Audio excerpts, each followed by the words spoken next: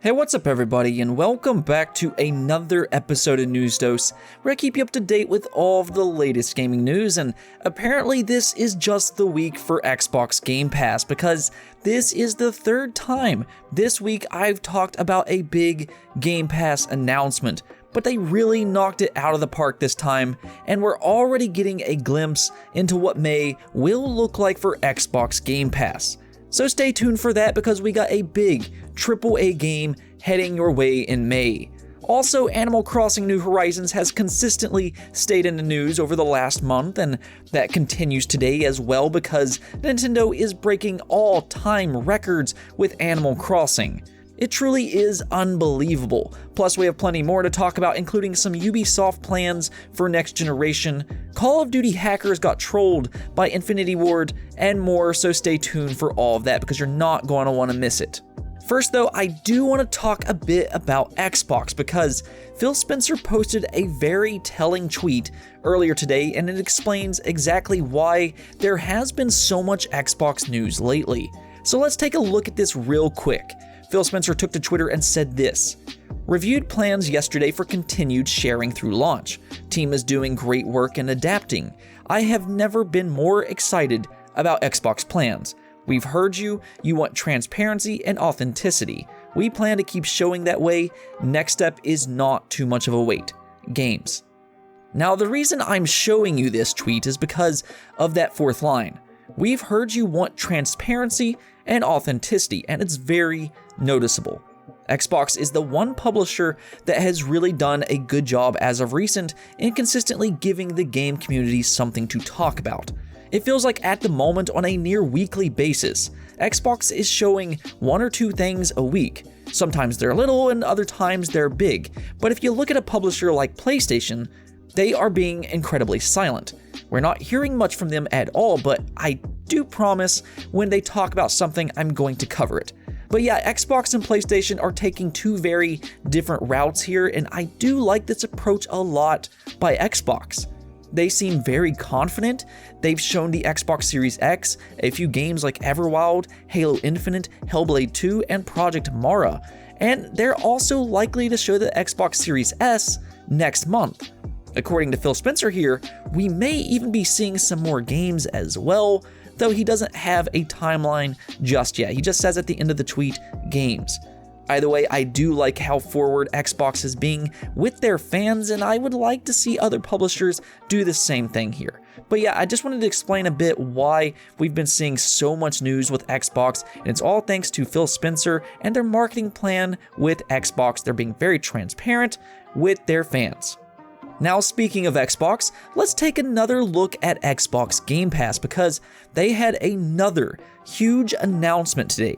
Yesterday, we talked about Yakuza Kiwami releasing on Xbox Game Pass, which is available right now, so go download that. Earlier this week, we discussed Gears Tactics and Streets of Rage 4, which will be available next week. Well, Xbox doesn't care how many announcements they put out there in a short period of time, apparently, because they want to give us another big update. And now we have Red Dead Redemption 2, and it is officially heading to Xbox Game Pass on May 7th. I can't even explain how huge that is. I mean, we're talking about a AAA game that had 2,000 developers work on it, and it shows. In fact, it's one of the best games to release for the entire decade. It's a game that I think I beat in about 55 hours, and that isn't even including all of the side quests and extra things that you can do. It's a huge open world game, one of the best story-driven games. The voice acting and characters are phenomenal, and this is a must-play game, especially on Xbox One X, because it does look great on that console. Now, I'm not really a big fan into the lock-on shooting mechanics in Red Dead Redemption 2, but other than that, this is a very high-quality game, and if you haven't played it yet, and you have Xbox Game Pass, then by all means, go download this game when it releases. This also goes to show you that 2K must be having some success with Xbox Game Pass because they also had Grand Theft Auto 5 in it as well, so I assume that must have did well in Xbox Game Pass, so now they're bringing Red Dead Redemption 2 as well. This really is just so huge. And I always find it amusing because one thing I hear from naysayers of Xbox Game Pass is that it's just a bunch of indie games or small games, but you really can't get much more AAA than Red Dead Redemption 2. This is a ginormous game. Again, it had 2,000 developers work on this game. It's just crazy. But either way, the last few months for Xbox Game Pass is just unbelievable. Xbox really is firing on all cylinders, and they should be applauded for this. And I think that they will be rewarded for this come time for the Xbox Series X. I do think Xbox Game Pass will be a console seller, but we'll see next generation. For the moment, let's just enjoy it. Moving on though, Animal Crossing New Horizons has officially broken a world record for the most digital units sold in a single month ever on consoles. Yeah, you heard that right. Not one game ever has sold more digital copies in a single month than Animal Crossing New Horizons. That is just insane, and I don't care what anybody says. Nobody saw this coming. Again, and I said this earlier this week, I knew Animal Crossing was a popular franchise, and I expected it to sell 10 million plus copies, and I think even at one point I might have said around 20 million, but this is just on a whole new level. It's outselling Pokemon, Mario, and Zelda. That's the three staple franchises for Nintendo, and Animal Crossing is outselling all three of them. I'm sorry, I don't think anybody saw that happening, but we are now seeing Animal Crossing turn into an absolute juggernaut. And it's well deserved. It's a very high quality game and one of the best on the Switch available, so big congrats to Nintendo. And well, for that matter, it is now official that the Nintendo Switch had the best selling month for consoles in March ever. And you know, the crazy thing about all this is, the success for the Nintendo Switch is coming off of a huge failure like the Wii U. It just goes to show you that these console makers can flip the script just like that with a generational refresh. And Nintendo knocked it out of the park with the Switch. I've always been pretty adamant about this, but I do love the Switch design. I've always liked handheld games, and the Switch gives you the best of both worlds, but it doesn't stop there. I mean, you're talking about high quality games. Zelda Breath of the Wild, Mario Odyssey, Animal Crossing New Horizons, Super Smash Bros. Ultimate, Pokemon Sword and Shield, and the list just goes on and on. And that isn't even talking about all the third-party games and independent games which just excel on the Switch. Honestly, the Switch may end up going down as my favorite Nintendo console ever, and that's really saying something because I really liked the Nintendo 64 and the GameCube a lot as well when I was a kid. It really is that good, so I'm happy to see all the success Nintendo has been getting. I'll ask you though, how much do you think Animal Crossing New Horizons will sell lifetime? Do you think it will end up selling more than Pokemon Sword and Shield? Also, can the Switch end up outselling the PlayStation 4 lifetime? Let me know in the comments below. In other news, and I found this one pretty funny, so it's been no secret that Call of Duty Warzone has had a bit of a problem with cheaters. There has been a lot of people hacking this game and cheating their way to victory, and it has led to a lot of frustration within the community. I don't even play this game, and I've been hearing rumblings about it, so, I mean, you know it's pretty bad.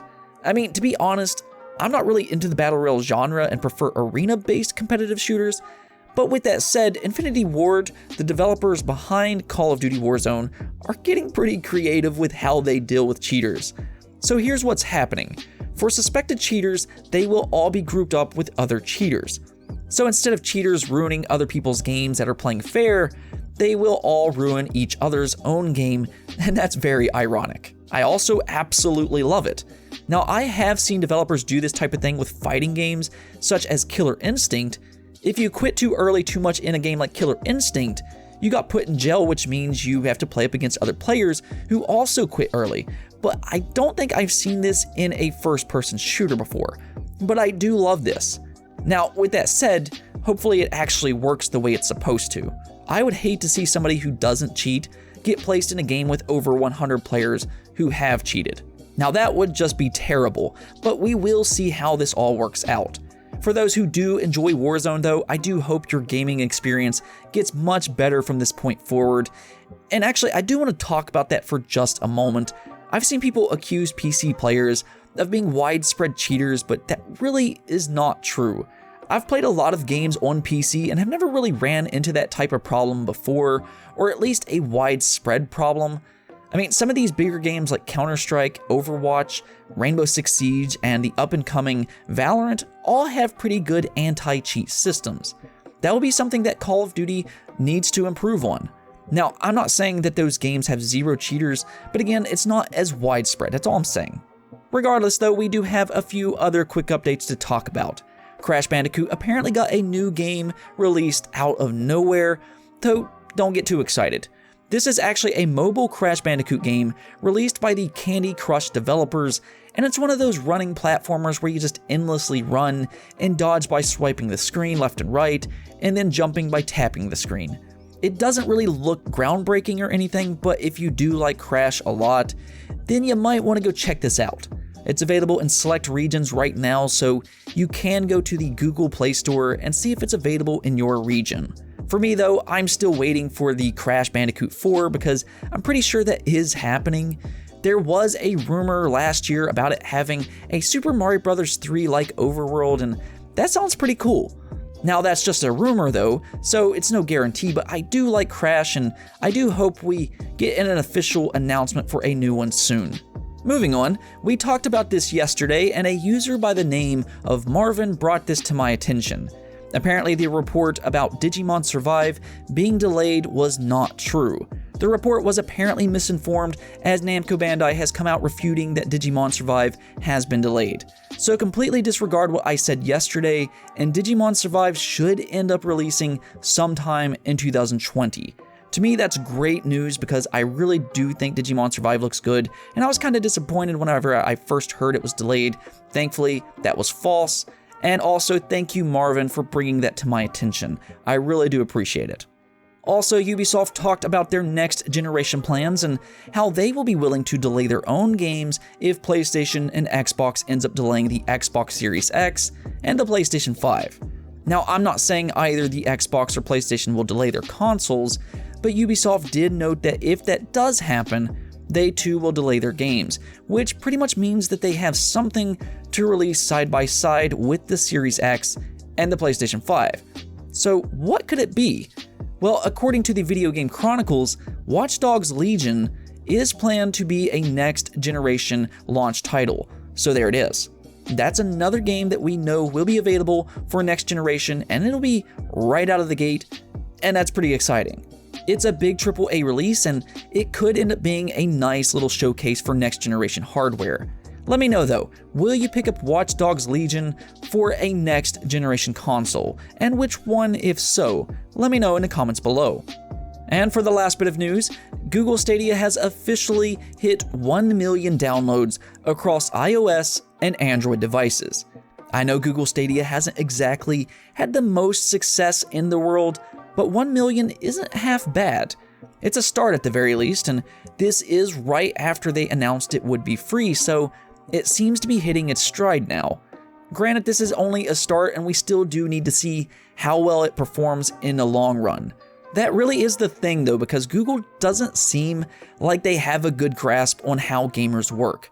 There are already 3 prominent console makers. You have Nintendo, Xbox, and PlayStation, 2 of which have their own streaming service. Xbox has xCloud, and PlayStation also signed up with xCloud to use PlayStation Now. Both of these services are automatically going to have more respect from long-term gamers because they do trust these brands. And publishers have also worked with these brands, so theoretically, they should have better support as well. So how exactly should Google try to penetrate the market? Well, by not rushing to the market would have been ideal. First impressions are a big deal to gamers, and Google Stadia did not have a good first impression.